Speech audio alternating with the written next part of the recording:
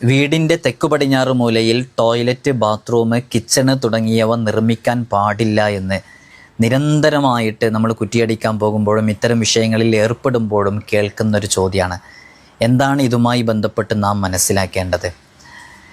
ഇത്തരം നിർമ്മിതികൾ തെക്കു പടിഞ്ഞാറ് എന്ന് പറയുന്ന കന്നിമൂലയിൽ നിർമ്മിക്കുന്നതുമായി ബന്ധപ്പെട്ട് ഹറാമാണെന്നോ കറാഹത്താണെന്നോ ഇസ്ലാമിക നിയമങ്ങൾ പ്രതിപാദിക്കുന്നിടത്തോ ഫിഖ്ഹിൻ്റെ കിതാബുകളിലോ എവിടെയും കാണാൻ സാധിക്കില്ല.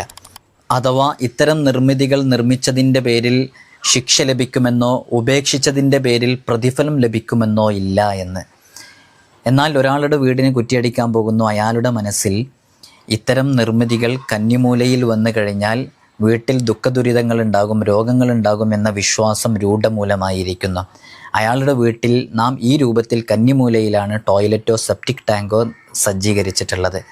ഭാവിയിൽ അദ്ദേഹത്തിൻ്റെ വീട്ടിലുണ്ടാകുന്ന രോഗങ്ങൾക്കും ദുഃഖദുരിതങ്ങൾക്കും കാരണം ഇതാണെന്ന് അയാൾ അനുമാനിക്കുകയോ അല്ലെങ്കിൽ അയാൾ സമീപിക്കുന്നവർ അയാളോട് പറയുകയോ ചെയ്താൽ മാനസികമായി അയാൾ തകരാൻ ഒരു സാധ്യത അവിടെ കാണുന്നുണ്ട്. അത്തരം സാധ്യതകൾക്ക് വേണ്ടിയോ അല്ലെങ്കിൽ ചില ശാസ്ത്രീയമായ വശങ്ങൾ ഇതിന് പിന്നിലുണ്ട്, അത്തരം ശാസ്ത്രീയമായ വശങ്ങൾക്ക് വേണ്ടിയോ ഇത്തരം നിർമ്മിതികൾ ആ മൂലയിൽ നിന്ന് നമുക്ക് ഒഴിവാക്കാവുന്നതാണ്. ഇതൊക്കെ നമ്മുടെ വീടിൻ്റെയും പരിസരത്തിൻ്റെയൊക്കെ ഭൂമിയുടെ സ്ഥിതിയും കാറ്റിൻ്റെ ഗതിയും ഒക്കെ അനുസരിച്ച് നമുക്ക് ഇഷ്ടാനുസരണം എവിടെയും നിർമ്മിക്കാം. അതിനൊന്നൊരു പ്രശ്നവുമില്ല. അതിഥികളൊക്കെ വരുമ്പോൾ അവർക്ക് ബുദ്ധിമുട്ടാകാത്ത രൂപത്തിൽ, എന്നാൽ അതിൻ്റെ സൗകര്യപ്രദമായ രൂപത്തിൽ എവിടെയും നിർമ്മിക്കാവുന്നതാണ്. ഇത്തരം വിശ്വാസം ഒരാളുടെ മനസ്സിൽ രൂഢമൂലമായിരുന്നാൽ ഇത്തരം നിർമ്മിതികൾ അവിടെ നിന്ന് ഒഴിവാക്കേണ്ടതുണ്ടോ? അതെ, അങ്ങനെ ഒഴിവാക്കാം എന്നുള്ളതിന് നമുക്ക് ഫിഖ്ഹിൻ്റെ കിതാബുകളിൽ നിന്നൊക്കെ തെറ്റിദ്ധാരണജനകമായ ചില സന്ദർഭങ്ങളിലും വിശ്വാസം രൂഢമൂലമായിരിക്കുമ്പോഴും ഇത്തരം വിഷയങ്ങൾ ഒഴിവാക്കാം എന്നതിന് കൃത്യമായി തെളിവ് പറയാനും സാധിക്കും. പല ഉസ്താദുമാരും അവരവരുടെ വീടുകളിൽ ഇത്തരം വിഷയങ്ങൾ പരിഗണിക്കാതെ ഉണ്ടാക്കിയ പല വീടുകളും ബുദ്ധിമുട്ടുകളും പ്രയാസങ്ങളും ഇല്ലാതെ പോകുന്നത് ഈ വിനീതൻ്റെ അനുഭവത്തിലുണ്ട്.